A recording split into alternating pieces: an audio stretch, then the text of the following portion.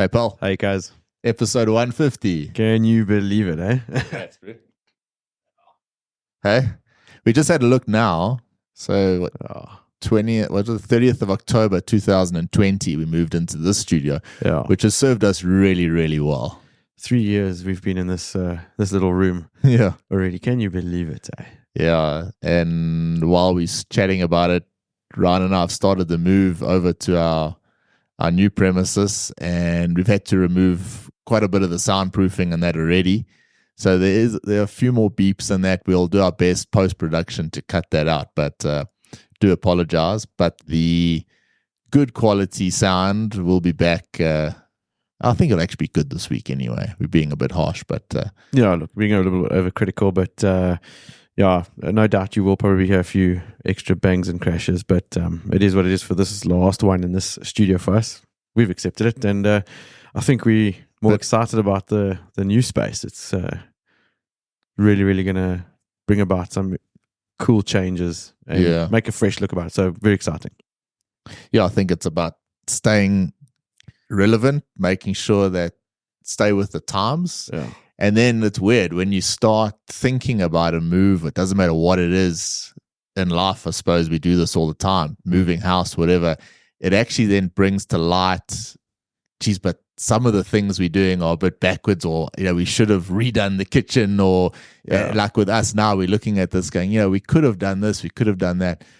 But it's all been part of that journey we always speak about. And it's nice then to actually have a bit of experience now, know what we want, so that we can start on day one with a bit of a clearer idea of what that studio must look like. And obviously from an aesthetic point of view is important, but from a podcast perspective, you need good quality sound, and that's imperative. So it's better in that regard. But everything that we've done, all the tweaks, everything's based on this studio. So we're gonna have our work cut out for ourselves trying to get it to the same quality, but we'll no doubt get there. Yeah, no doubt. And I mean, what's nice is at least we've got the sort of experience behind us now to take it up another notch. I mean, it was quite funny just looking at that picture of that first episode we did in here, and we both said, geez, how rinky dink was that?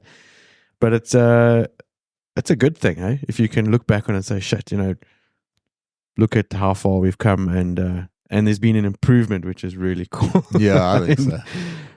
It wasn't too bad, but it's not too bad. I mean, it's a little bit more snazzy now. And next one I'm very convinced, be a whole lot cooler. A whole lot better. Yeah, let's leave that on there for a bit.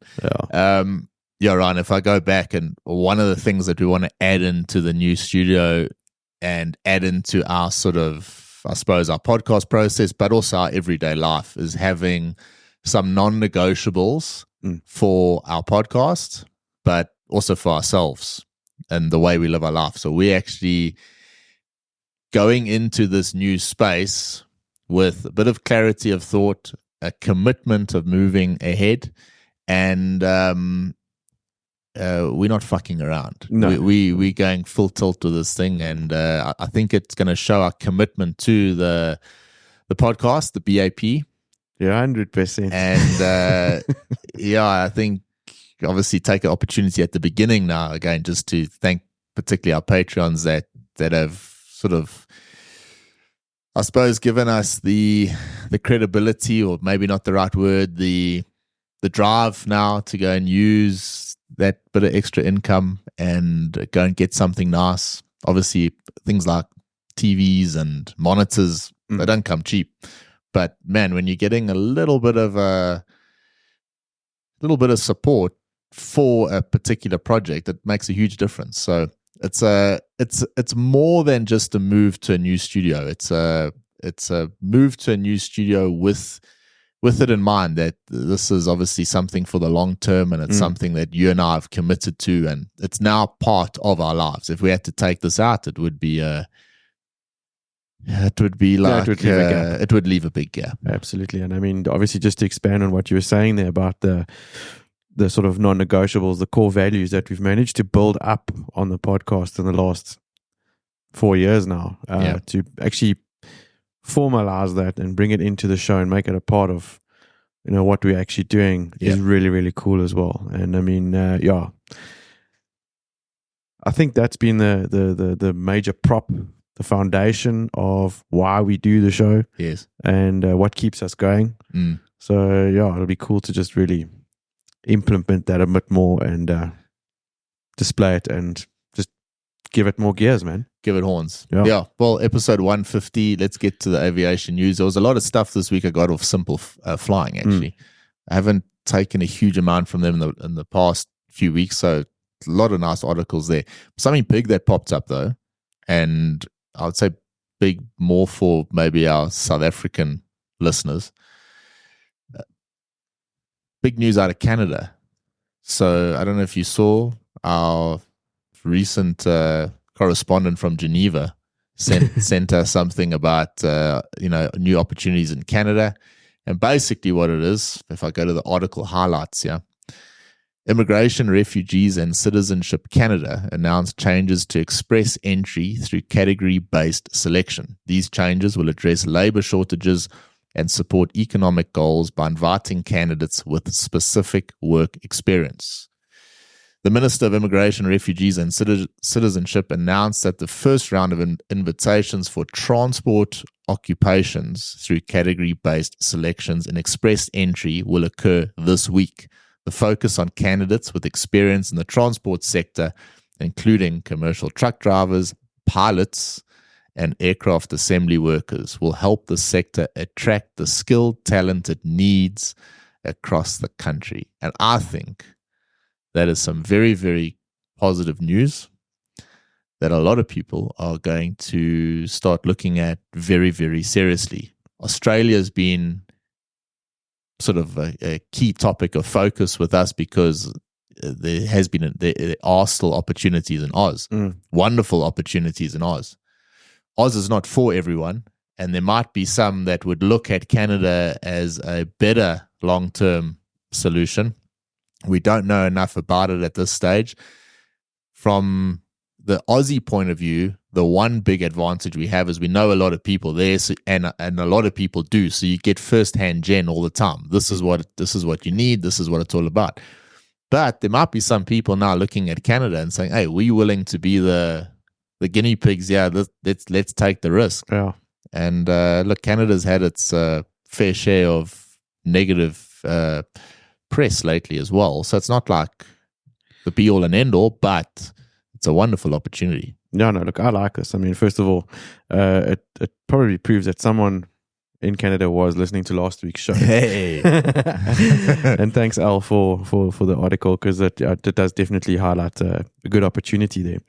And judging from Al's flying experience that he was sharing with us while he was in Canada, it looked really cool. It did. Some tremendous scenery, nice change of environment to flying, particularly for South Africans. And it's cool that is that opportunity available where it does, like you say, give you something else to look at. I mean, if you're scared of the size of the spiders in Australia, go and give the Canadian winters a bash. Yeah. I'm not sure what's worse. Yeah. But I stand by for maneuvering. Yeah, I'm sure there'll be more out that comes on later. I suppose it's a process like any of these moves. They don't happen overnight. Yeah. But it's it's exciting. If anyone is going to look at this and let us know if this is if you start this process, let us know so we can let everyone else know. Yeah. And it'll push up our Canadian views significantly, I think. Yeah. Right. Next story. I like this one. It was airlines investing in their digital futures. I saw this in Flight Global. Basically, what's happening here, Ryan, airlines, as we know, are relatively old-fashioned when it comes to all things digital. Yeah. And even of late, I mean, how many times have we reported on Southwest having these meltdowns with their systems, the NOTAM system recently? Yeah, rostering systems. All of that. The whole whack. But now it goes even further. So that's sort of the back-end stuff that the companies are using. But what about the standard front-end stuff? Websites, apps, things like that. Aviation's still pretty far behind. There are some airlines out there that are still somewhat resistant to like the electronic flight bag, setup. They're still what is using that all paper about? jets. I mean, and we're talking about big airlines that are. It's not. I've got mates that still, spend their time in the hotel room updating jets. It's the Japanese airlines, correct? I think so. Yeah. I mean, the Japanese airlines. I mean, Japan. You look at their motor cars. You look at everything they do. It's like they're so high on the tech side of things. Yeah. But then their flight decks are still pretty old fashioned. It's weird. It's weird. Their way of going about it. But keep an eye on it. But websites. Let's talk about it a sec. You buying a ticket here locally. You want to travel to Cape Town. Are you buying a ticket on your favorite airline, or are you sometimes just buying a ticket on the airline that has the easiest website to navigate with the quickest checkout option? I'm one of those guys that definitely sometimes when I can be a bit price conscious, but I also do like the path of least resistance. Yeah. If a website's easy to, work through, navigate, make an easy purchase, then by all means, going to go that route for sure. You know what I don't dig? Call them out on it a bit. It's not just here locally, it's around the world. But if I'm going to buy an airline ticket from here to Cape Town, it kind of annoys me a bit when I sort out the ticket, I buy the ticket, the time, everything that I want, and then like, do you want to hire a car? Do you want that attached to a hotel? Do you want like all these little optional extras that do you want your bag insured? Like, no, I just don't want it to get lost in the first place. I'd like to actually have it arrive with me. It would be first price. So like, if you don't tick that option, you kind of think, shit, are they just going to actually chuck my bag away? Because next time I'm going to like be sure to tick that little box. You're not the first person that I've spoken to this week that has said exactly the same thing. I was chatting to a friend of mine the other day, and they're going away next month, and their debate was, do they fly or drive? And eventually they decided, well, let's just make things a little bit quicker and they'll fly. And he was actually saying to me, it's just quite funny because I asked him, which airline are you flying? And he was saying, he chose this airline. And I said, that's a cool option. They're pretty reliable. But he said, man, the booking process was a hack. Because now you buy the ticket, but then, yes, I've got all these optional extras, like you say, baggage, this and next thing. He said, pain in the ass. Pain in the ass. Yeah. I think so. I want to buy a plane ticket.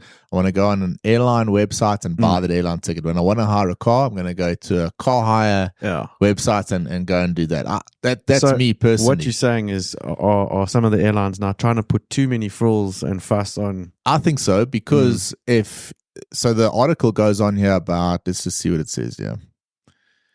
Airlines are often unfavorably compared with the world's leading retailers, the so-called digital natives such as Amazon and Uber, when it comes to pushing the boundaries of digital development. Now, obviously, Uber's gone. You got the car side of things, but it's a total separate business if you want Uber food. Yeah. You don't ask the Uber food guy if you can jump on the back of his motorbike so he can take you to... Or maybe you do. Don't give the Oaks any ideas. Well, I put it this way: I would be getting on the back of an Uber food guy. I mean, particularly with summers, the summers here in Joby coming up. Sometimes you see these guys at night. They got no lights on their bike, pouring with rain. The Oaks tucked down there. It's quite funny. You talk like that. The deadliest jobs used to be like those Alaskan crab fisherman. I'm convinced now, like, the deadliest job you can have is to be like a Checkers 60/60 driver. Because those oaks are taking fat chances in the traffic. They are. No, they are. Actually, you're right. Checkers 60/60. They make the Uber guys seem like. I've seen more stunts in the traffic lately than what we saw at both bike weeks that we went to. No, you're right. Crazy. Yeah, and my wife said to me the other day, walking in Checkers, those 60/60 guys in the shops are a hazard as well. Yeah. I mean, apparently my wife said she was walking with my daughter, and then I got pushed past. I was like, fucking lucky I wasn't there. I would have smashed that oak. Yeah, that's I've witnessed that myself as well. Because now that it's all about time. And how fast it's all about time. One of those oaks must bump into my daughter because they're rushing. That's going to get smashed. You'll get fucking cancelled, that's for sure. Yeah, I'll be wearing a yellow jumpsuit for the next couple of weeks. But anyway, so websites for me, I think you can try to do a little bit too much. I want to buy a ticket. I want to go. Travel on Air France a lot because of work. Their system seems pretty straightforward to me. And let me tell you, these new 777 cabins that they've got with, the in-flight Wi-Fi and the ability to connect and all that stuff. All that stuff is there on the plane. So when you get on the plane, it's like, wow, I've got this it's like a bonus. Yeah. But it's not like on the website, do you want in-flight Wi-Fi, yes or no? Yeah. No, they go through this whole thing. It's just there. And you want those value-added extras without having to actually tick a box, even if it costs $13.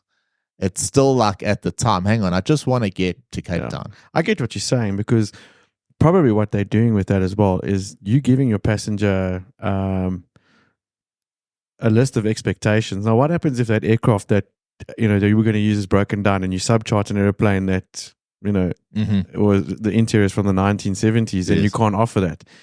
You actually, doing yourself a disservice. Up, That was a big issue with Mango back in the day, I believe. Mango used to advertise that they had the onboard in-flight Wi-Fi. So your expectations are high. They actually did a study on that. I think Delta did it a few years ago, a study on it where if you tell people you've got in-flight Wi-Fi and then you jump on the long-haul plane and it doesn't have people are upset. A huge negative impact. But if you say nothing and you don't expect it, much less of people of an always impact. Prefer a bonus. Yeah, it must be a value add. Yeah. So I think if you want to sell a ticket and that ticket you get a little runaround vehicle in Cape Town for the weekend as part of your ticket, man, I'll tick the box. Yeah. But don't offer me the same car hire price that the place is going to offer when I go to them directly. Yeah. Just to me doesn't matter. Anyway, that's me. But no, I like that topic. And I mean, it'll be interesting to see what our listeners have to say about that, because I'm pretty sure a lot of guys and girls have had similar experiences with things like that. Have you noticed how conscious you and I have become about saying guys and girls? I know. Like better include the chicks in it. Yeah, no, look, I mean, it's important nowadays. Meanwhile, we know it's the oak that's probably buying the ticket. Anyway, okay. Sleepy Joe. He's just signed legislation to create a NOTAM system modernization task force. So this will probably be the most reasonable thing that this numpty has ever done. Oh, I don't even think he's doing it. Look, Obama's probably doing it. He's just signing it off. But if there's one thing that you could say that he's done that's credible in his run as presidency. You're telling me he knows what a NOTAM is?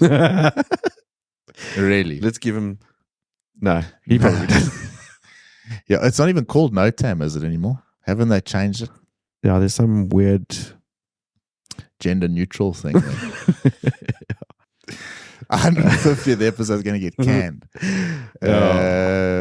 FAA acting administrator Billy Nolan said in April that his agency has requested $19.6 million US to modernize its notice to air missions system and retire aging applications that played a role in its system going down earlier in the year. The incident marked one of the largest examples of a significant federal IT system outage caused by a damaged database file. It's raised questions about the pace of the FAA's ongoing next-generation air transportation system modernization initiative, which is known as Next Gen. So there it is. Yeah. So they'll retire their NOTAMs at the same time that they retire Joe Biden. Yeah. Notice to air missions. Cool. Alaska Air takes its pilots... No, not Alaska, sorry. Akasa. Akasa Air takes its pilots to court for leaving without notice. So they're suing 40 pilots for not fulfilling their 6-month notice period before leaving, seeking over $2.5 million in damages. The airlines faced reputable damage and customer complaints due to the cancellations. And obviously the competition among Indian carriers for experienced pilots has intensified significantly. You got Air India Express. They're also operating 737s. The big one there, the name is Indigo. Yes. They just employing as fast as they can. India, just a wonderful, wonderful market at this stage, and there's so many opportunities. And I suppose if you're stuck in an airline where maybe the command upgrade opportunities aren't quite there, the instructor opportunities, the pay, the lifestyle things we speak about, if they're not there, pilots are on your back. That's it. I mean, we've said it all along. That's the way it rolls. And the crew are always going to look for the better options and a better lifestyle, money, rostering sort of rules. And if the airlines can't offer that, what do you expect? Wasn't there something at some point, am I dreaming it up, when an airline that I think it's happened in the States, where they were actually offering to pay the remainder of your bond at your previous operator. So they actually said they will come out and they'll pay your what's left of your bond to get you out of that contract so you can come work for us. Yeah, you're not wrong, because that's what led up to these sign-up bonuses. Yeah, that's where it came from. It was like, well, guys, I can't come because I've got to owe my airline now, $100,000. Yeah. Don't worry, we'll give that to you and come across. So you reckon that's where that was born out of? Good chance, I think actually. so. Yeah, maybe. Makes sense. Yeah. All right, some more fights between pilots and management. Cargolux, but they have reached an agreement with the unions. So they were on strike, eh? Sure, so. Over wage increases. The new collective work agreement includes a salary increase through 2027. I think pilots have never had a better bargaining period in their careers than right now. Yeah. And if your union can't negotiate an increase now, they're probably never going to. So the unions themselves are probably under a bit of pressure. Yeah. To make things happen. Because if they can't organize it now, it's just not going to happen. No, exactly. It's the perfect opportunity to capitalize on this. Cargolux, I think, is one of those airlines, though, where, from what I understand, most crew that work there are usually pretty happy. It's one of those airlines that you'll join and probably be there till it's retirement. It's a career airline. Oh. This one, the Superjet. Weren't you supposed to get Superjet 100s in South Africa at some point? Yeah. That's gone fairly quiet, because that was coming soon, wasn't it? Yeah, it was soon, very soon. But yeah, this was Simple Flying. Check it out. Obviously, all the links, guys, to what we speak about in the show notes. And like we say, Ryan and I are merely commentators on what we're reading there in the news. It's kind of cool. Kind of cool job, actually. It actually is. It's how else do you put it? It's just cool. It's cool. Russia celebrates the successful first flight of the import-free Sukhoi Superjet 100, a milestone in their efforts to domestically manufacture and narrow-body aircraft. The test evaluated onboard systems, controllability, and stability of the jets. Russia aims to reduce its dependence on Western aircraft and parts, but still faces challenges in replacing Airbus and Boeing fleets within its airlines, which currently rely heavily on Western-made aircraft and spare parts. So is this like, I mean, we all assume that the war is going to come to an end, and at some point, I mean, surely one side is going to win, and that's that. And then do things just go back to normal? Or is this like, or Russia it's only going to be Russian jets flying around that airspace for the next 50 years? That's the way it looks like it's going to be right now. I mean, they're obviously gearing themselves up because they're doing this. It's born out of necessity. Yeah. They have to get this right. Yeah. And I suppose like a lot of these airlines, although they were Russian, I mean, they still got so many Western components that, but now they're going. Look, I hope that this war does blow over soon and there's some sort of resolve, because it would make things a whole lot easier for the world. Yeah. in total. I mean, it's actually a story we've got highlighted to come up a bit later, but the carriers that are being forced to fly the long way around because they don't have access to Russian airspace, it's becoming a bit of an issue. It impacts their bottom line at the end of the day. It impacts you buying a ticket. Yeah.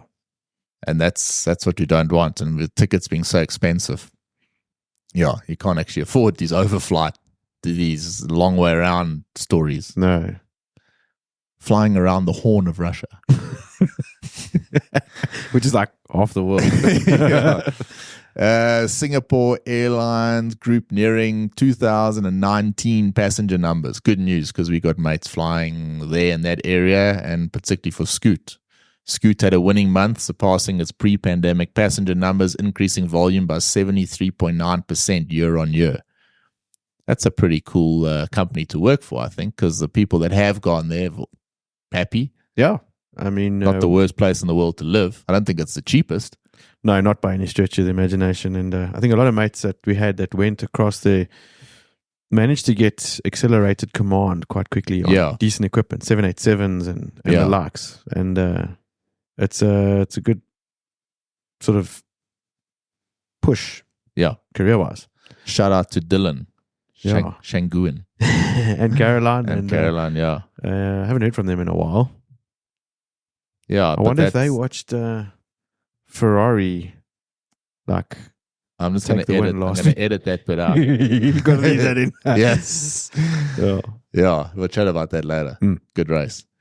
This was cool. The top 10 airlines, largest airlines in the world by revenue.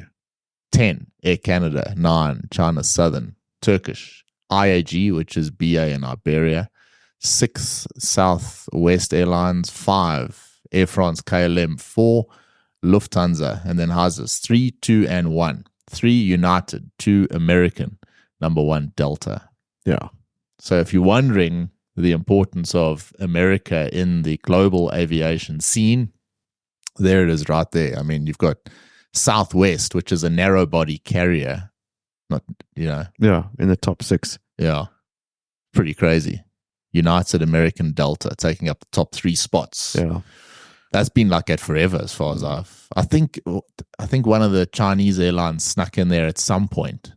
To have those at the top 3, pretty remarkable. Joby reveals plans to open an air taxi manufacturing site in Dayton. Let's chat about this thing quickly, not so much Joby, but this whole air taxi story. So Joby is developing an electrical vertical takeoff and landing, an eVTOL aircraft capable of carrying 4 passengers on trips as far as 87 nautical miles. That's 160 kilometers. At speeds of 174 knots, 322 kilometers an hour. It aims to have its aircraft certified by the FAA in time to begin commercial flights in the States in 2025. That's cool. I do have a bit of a concern, though, about this. And it's more because Toyota's got an involvement there. They've got an investment in Joby. Yeah. And that's not going to work if they want to bring Joby to South Africa. True. So your Joby eVTOL with Toyota parts is gonna get get nicked. It's gonna be hijacked in the air then. So I saw that, I was like, that's a non-starter for us. Yeah. Nice one there, Paul. But do you think this is a thing? I mean, okay, look, eVTOL is pretty cool, but from what I understood with these things, to get the vertical takeoff and landing, it requires so much power. Yeah. It requires so much of those electrical engines just to get from that vertical takeoff, that so much of your VUM is now gone. Yeah. That's maybe why your range, 87 nautical miles. So this is basically like it's not far, man. It's not far, man. It'll like get you from Joburg to like Middelburg, maybe. Yeah, you won't quite make like Sun City or something.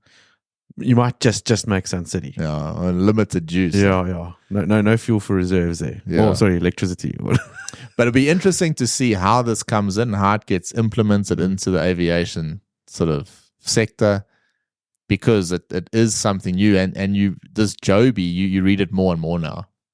Yeah. So if you're looking at investing in something, not that you would ever take our financial advice, Yeah. Definitely don't. Do not take our financial advice. Well, no. But is it going to be like where are they going to like land these things? Because it's eVTOL, bro. but like, are you going to have like you clap it down like on a golf course, like a Joby taxi rank? You're going type to thing. Yeah, yeah. Also, I get the feeling though. Yeah, it's going to be a pretty expensive taxi rank. Hey, not the one that we used to see. No. They're not going to be quartz bottles on the side of this taxi rank. This is going to be. I mean, I can't see something like that being cheaper. No. It's There's going to be a serious. massive infrastructure behind that. And with our strong rand and the power of the government and our oversupply of electricity, yeah, you wonder we're going to have the same thing, but they're going to be they'll be diesels. Yeah. Watch this space. Man. Watch it. Yeah, this story is the one you mentioned earlier. Russian airspace restrictions loom over nearing Air France KLM wide-body deal. You want to take this one? Yeah, so like we were saying, it's got to come to some sort of resolve. I mean, what do they say? Air France KLM is considering a deal to purchase approximately 50 wide-body jetliners, aiming to replace their existing 26 active 777-200ERs and 26 A330-200s and 300s. And the choice of aircraft 787-10s, 777-9s, A350-900 and 1000 is heavily influenced by Russian airspace restrictions due to those war we spoke about. So this is basically saying the aircraft that you choose from a range perspective is more important than it was prior to the war. Yeah, because it basically boils down to the competition with the Eastern airlines. Yeah. They're winning all the cream now because they've got direct access through the Russian airspace. So their tickets are obviously cheaper. And these restrictions have disadvantaged US and European carriers in accessing Asia. It's amazing all the factors that the bean counters behind these airlines have to really take into consideration. Do you think that was in the 2023 budget? Probably not. Yes. Crazy. Yeah, there's a lot going on there. Hey? Yeah. Aviation safety. This was a terrible one. A child killed following an Italian military jet crash in Turin. That was during a practice run. The Frise tricolore went terribly wrong as an aircraft crashed, killing a young girl and injuring her family. Could have been caused by a bird strike, but it's still being investigated. The airport was closed over the entire weekend. Numerous flights cancelled and diversions, all the rest. But man, that's a terrible one. That's a terribly sad freak accident. Yeah. And, this one as well, the final Reno Air Race was cut short due to a fatal mid-air collision. There was two T6 Texan pilots collided mid-air, resulting in both pilots passing away. The Reno Air Race is awesome. It just looks awesome when you... But... Jeez, dangerous. It's a hazard, eh? It's a hazard. But that's it, eh? That's done. So it ended off in not the best fashion. Yeah. All right. Jeez. Quite a bit of African aviation news. More E-jets for Airlink. Those guys are expanding so rapidly. I'm getting messages I'd actually go so far as to say messages on a daily basis saying, hey, Bryan, I got into Link and, Yeah. That's fantastic. That's my next move. So it's so cool. They need people to fly these aircraft. And they taking delivery of 2 more 190s from Falco Regional Aircraft Group and obviously expanding its network in Southern Africa. Airlink operates at this stage 35 E-jets, 3 170s, 28 E190s, and 4 195s, plus 27 ERJs, that's the 135s and 140s, and a 737-300 leased in from Star Air Cargo. That's awesome. And they're big, eh? I mean, that's a big airline. I find it fascinating as well that the E-jet is becoming more and more popular in Africa. It is. I mean, we see Overland Airways receives its first E175, and that's the first of 3 new E-jets to join the fleet. Yep. So, no, they're the talk of the town. There's no doubt about that. Nice aircraft. And I must say, the Link That the one that's painted in that dark livery. I can't work out if it's black or just a dark blue. Yeah, I think it's black. It's supposed to be something to do with their I love that one. That Skybucks program, I think they call it. Yeah, it when you see it on Final Approach, it's slick. When we're driving home, it just looks really, really nice. Yeah. Black aircraft just look power. Looks very, very cool. New long-haul international flight launching in South Africa. So Lufthansa, the second largest airline in Europe and flag carrier of Germany, of course, has announced it will open a new long-haul connection flight from South Africa to Munich, launching June 2024. That's pretty nice. That used to be one of the more popular routes that Version 1 operated. Yeah. Did Version 1 fly to Frankfurt and Munich? Yeah. And now no one flying to Munich. Mm-mm. So that's why this is coming back. Yeah. So Lufthansa now flying to Frankfurt. And this is the add-on. The add-on. Yeah. I think that's cool. I think it's cool because Munich's a nice airport to transition through. It is. A lot easier than Frankfurt, I believe. They got some nice bars and that there as well. They do. I remember getting stuck. Yeah. No. A trip to Munich to go to the Hofbrauhaus is just worth it. That's around the corner. I think Oktoberfest is actually... It starts now. It's in September. Yeah. So I think it's actually on at the moment. How did we miss that? Well, we had the podcast to do. True story. And a new studio to set up and all the rest. But yeah, that's an event. I've been. 2000. Have you? 2001, I was there, man. I've never been to the Oktoberfest. Me and my mate Dean, we slept in a phone booth. They had phone booths at that stage. I remember you telling me that story. For 3 days. No, sorry, we're there for one night. And then it's so flipping cold because those phone booths aren't sealed underneath. So they're like a gap underneath there. And you at night the wind comes, it's too cold. So the next night we made our way to the train station. Yeah, I couldn't do that now, but back then, no, that was pretty cool. Air Belgium, they've seized passenger flights to South Africa and Mauritius amidst their financial challenges. That's a pity. It is, because that was a cool another option, area, man. We only spoke about it the other day. Yeah, so that's a bit of a bummer.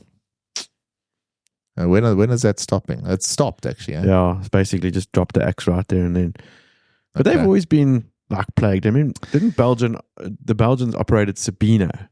Yeah. And Sabina didn't last very long either. Yeah. That was a shitty airline. What did they say? Such a bad experience, never again. Yeah. Well, there goes a visa to Belgium. Yeah. They got good beer there too, eh? I can imagine. Belgian beer is legit. Gonna have to import it now. Yeah. Speaking of beer, you know you can't buy Guinness anywhere. Guinness is difficult to get hold of. What the hell's going on with that? I don't know. I've been trying to get. If you go to a bottle store and try to buy Guinness, they just don't have. Then you get the Nigerian one. Yeah, it's not the same. I don't think it's the same. So yeah, it's actually a pity because I mean I enjoy me a good Guinness every now and again. Yeah, and I can tell. While wearing it. No, joking. Nigerian carrier R-Bomb anticipates its first A220. So that's the other option. You got the E-Jet and then the A220. Yeah. The 220 is cool, man. It is cool. Except engine issues, don't they? Some of them, I suppose. Yeah. What makes the A220 cool was that it actually originally was a Bombardier. Yeah. A real airplane. Yeah. So... yeah, true. Putting it out there. R-Bomb expects to take on 3 A220s before October 2024, with quarterly deliveries to continue until 2025. A big airline and nice aircraft that they're getting. Yeah. Someone, actually, a mate of mine in Cathay, just listened a comment from last week. He said, just bear in mind, we're talking about the 320 Neos and their engine issues. Not all the 320 Neos are grounded. It's only the Pratt & Whitney ones that are grounded, obviously, that there was another engine option. But we were talking about, can't they just retrofit another engine? Well, you can. There is another engine option. So it's only the Pratt & Whitney 1100Gs that are the grounded ones. I see. Okay. Yeah. Cool. You see, that's the bonus of being a commentator. You don't actually have to know what the fuck is going on. You can't know everything. Yeah. Cool. Bryan Advisory, pal. It's that time. It's that time, and it's episode 150. It's got to be tech. Yes. iOS 17. Download it, check it out. It's pretty cool. It's a big iOS upgrade. Obviously, it's the iOS, so it's for your phone, your iPad. It's quite cool, actually. If you can put your own picture type vibe on there, if you phone me, that picture now pops up on it. It's quite nice. It can be an avatar, an NFT, whatever you want. Yeah. So it's quite nice, but lots of other things. I think they've improved the whole iMessage side of things. That's taken a step up. Yeah. FaceTime is better. You can leave like a voicemail on FaceTime. There's a whole whack of the features are just phenomenal. features. I downloaded it 2 nights ago as well. Been playing with it, and just a few small things like some of the buttons. Like if you've left your alarm on, when the alarm goes off, the buttons are a lot bigger now. Okay. So it's not like when your alarm goes off at 5 in the morning, you're trying to find that tiny little snooze button. It's actually quite big. Yeah. Small thing like that. And you'll enjoy this. But Apple CarPlay has actually been nicely updated as well. Oh, has it? So, like this morning I was voicing my messages on the way to work. Yes, I've noticed that. I just thought that was... I was like, send message, talk it out. Yeah. And then it sends. It's like, that is cool. That is cool. But a lot of new features. Apple Maps has been improved, the whole whack. So it's well worth it. Check that one out. And it's nice to stay. Is this still like a? Because when you download it, it's down there at the bottom. It says iOS 17 is available. Do you want to download? It's an option. It's an option. Yeah. I think it's quite a big download. So what I noticed was I had to sort of restart my phone afterwards again, and then a few of my apps that I opened, it actually had to re-download a lot of the information. Okay. Even it's always a little bit of a negative when that happens. But the update is well worth it. It's nice to stay. Stay with it there with the latest bit of tech. Cool, but there's an important one, a special mention this week. Our mate John O'Collins has actually been on the podcast.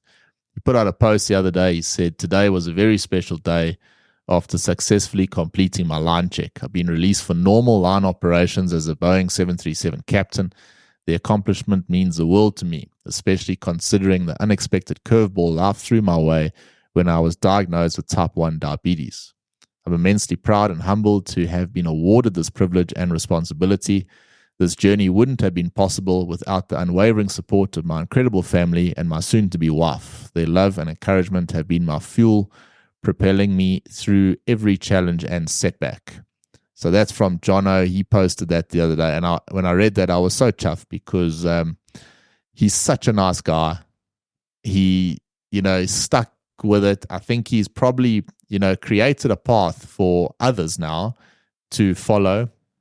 And I'm just incredibly chuffed for him. And well done, Jono. And, well done, Safir, for, keeping him there as well during a difficult time, I suppose.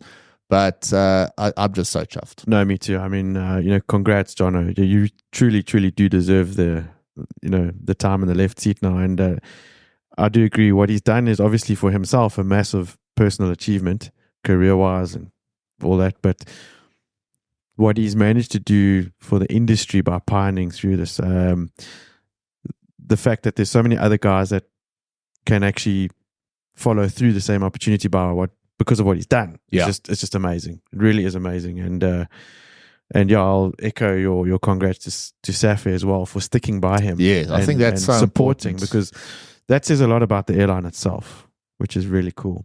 You know what I like with it? I don't know if you have this trait. I certainly do. If I know something is going to potentially turn out to be like a negative, whether it be in my life or the podcast, work, whatever. You avoid it. I try and avoid it, and I almost push it aside, and I don't want to give it any time, any energy, because it might turn out not how I want it. Yeah, that's a very bad way to think. I mean, we should actually be saying, right, that's the challenge. Let me tackle this thing head on. Turn it into a project. Turn it into whatever you want. Yeah. Turn it into your why as to why you're actually doing what you're doing. But don't just turn your back on it. And you need people like Jono to actually go there and fight this so that other people can then, because not everyone's tough like this guy. Not everyone got the tenacity, maybe the background knowledge, the ability to negotiate with the CIA and the ability to get on the phone and speak to doctors around the world and gather information. He does. Yeah. So he leads a path. He pioneers something. And I take a big respect for people that do that, because it's those people that change things. They change the industry, and this is no small thing. It could be disregarded as a small thing because it looks like, one person is going to benefit from this. It's not. There was a post this morning on Fly Africa. Someone was asking a question about someone with diabetes. And Jono was the first to respond with a proper, No, it's amazing. And I mean, what it does for the industry as well is it sort of lifts the veil on these medical issues that are hampering so many guys from being able to fly, guys and girls that could have the opportunity to actually join airlines and make a career out of it. But then there's this like nitty gritty medical issue that's holding them back. Yes. This changes that. So it's a massive change for aviation. No, he's done really, really well, and tremendously proud of him, man. Yeah, it was a while that we had Jono on the show, and I think it'll be cool to have him on again in our new studio to chat about the whole thing, because I do admire the tenacity there. Yeah. It's taken a long time, but it's there. Other big news this week, across from me, someone turned the big 4-0. Yeah. You don't look a day older than 50, bro. I don't feel a day older than 60. Well done, man. No, thanks, man. Have a nice day with the family. I did, yeah. It was a tremendous 40th. No big parties or anything. It was just a chilled day spent with mom and dad and Val and the kids, and it was really like it's all I wanted. Nice.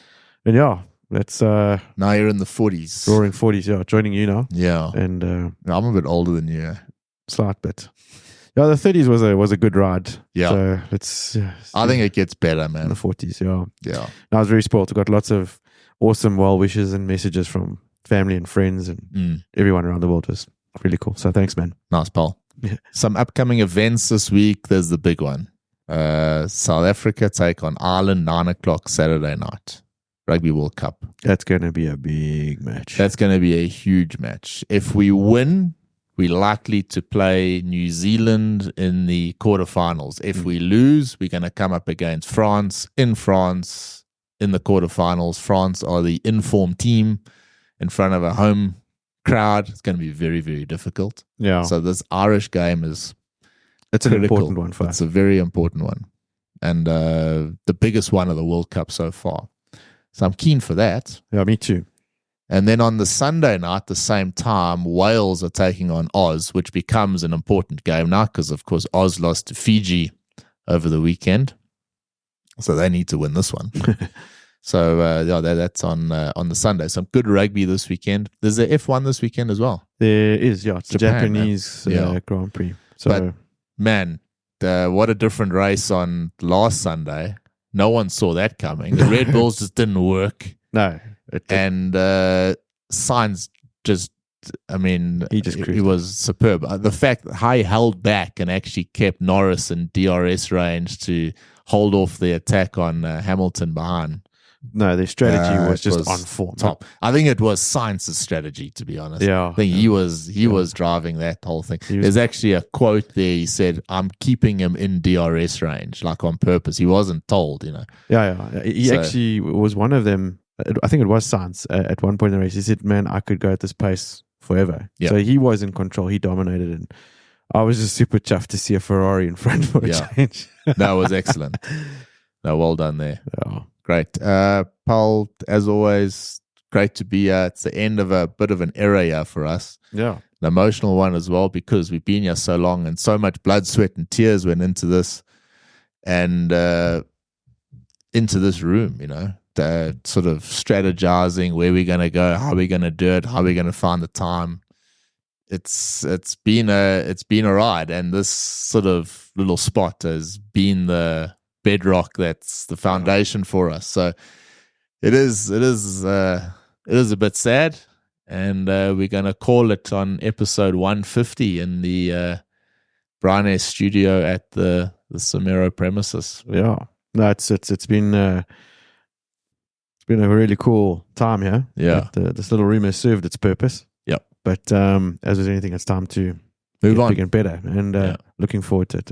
Yeah. Thanks, guys. It's been a joy. Thanks, pal. And catch you on the next one. Catch you on the next one. For those of you who are watching and not subscribed, please make sure you subscribe to the show. I've got the newsletter that comes out on a Saturday or Sunday. Give me a bit of leeway there. Subscribe to that. It's pretty cool. And if you want to become a patron, link there in the notes. Pal, good weekend. Let's go Boca. Yeah, take it easy. Oh, housekeeping. Next week? Yeah, next week. Almost forgot. Yeah, next week is a busy one. Next week, no show. No. Because it's going to take us more than a week to get that studio up and running. There might be 1 or 2 remote podcasts because I'm going to be overseas. Yeah. And then we're going to be in the new studio. So you're only going to see that studio in about 3 weeks' time. But it's going to take us a little bit of time to get that studio up and running. It's a lot to move out of here and get in there. We also need 1 or 2 more things for that studio. So next week, there will not be a podcast, but there will be one the following. Yeah, done deal. See you then. Take it easy, pal. Bye. Thanks, man. Cheers, then. Bye. Bye.